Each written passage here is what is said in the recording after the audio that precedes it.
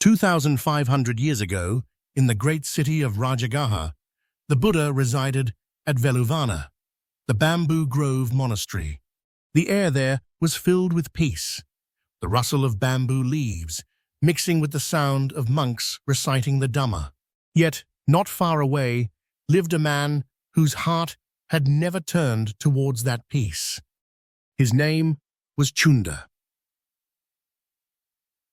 A pork butcher by trade, his days were spent in the taking of life, in the clatter of knives and the smell of slaughter.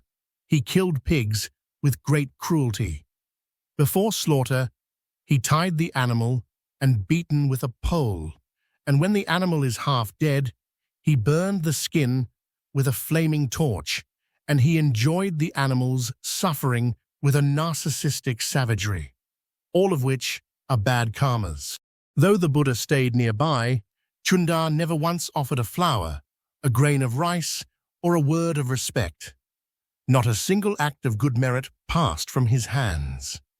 One day, without warning, something strange overcame him.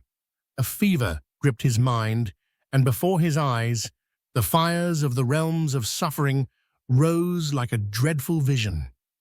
It was as if the torments of his future were already reaching for him. His body twisted and his voice changed. Dropping to all fours, he began to grunt like a pig, crawling back and forth across the floor. His family watched in shock as the man they knew became a creature of his own making. They tried to restrain him, to tie him, to cover his mouth, but no hand, no lock, no wall can stop the ripening of one's own karma. Again and again, he crawled from the front of the house to the back, squealing in a voice that chilled the blood. Day and night for 7 days, the torment continued. The neighbors could not sleep. The sound of his suffering filled the night air, heavy as the darkness itself. On the 7th day, Chunda's body gave way. His last breath slipped into silence. But his journey did not end there. He awoke in the hell realms, the very place his own cruelty had prepared.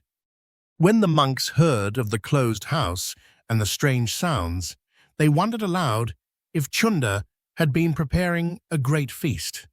But the Buddha knew the truth. "Monks," he said gently, "Chunda has not been slaughtering pigs these 7 days. The torment of his past deeds rose before him while he yet lived, and now he has been reborn in a place of great suffering." Then the Buddha recited this verse from the Dhammapada. Ida sochati, pecha sochati, papakari, ubhayacha sochati, so sochati, so vihanyati, disvakamma kilita matano. Here one grieves, and hereafter one also grieves. In both realms, the evildoer grieves. By seeing one's own impure actions, one is tormented. Evil actions bear bitter fruit. Some ripen quickly, even in this very lifetime. Other evil deeds follow us into the next life. From life to life, our deeds shape our journey, sometimes to human birth, sometimes to lower realms, sometimes to heavenly planes. This stream of life is neither entirely the same nor entirely different from what came before, but always it is shaped by the seeds we plant. Therefore, let us guard our thoughts, words, and actions, for as surely as a seed becomes a tree, our deeds become our destiny. And may we choose seeds of compassion, kindness, and wisdom, so that our future, in this life and beyond, will be free from sorrow. May all beings be free from the suffering of samsara. A free gift to you, a free PDF book with over 400 stories from Dhammapada in English is available for download. The link is in the description. Please click it to download to your device.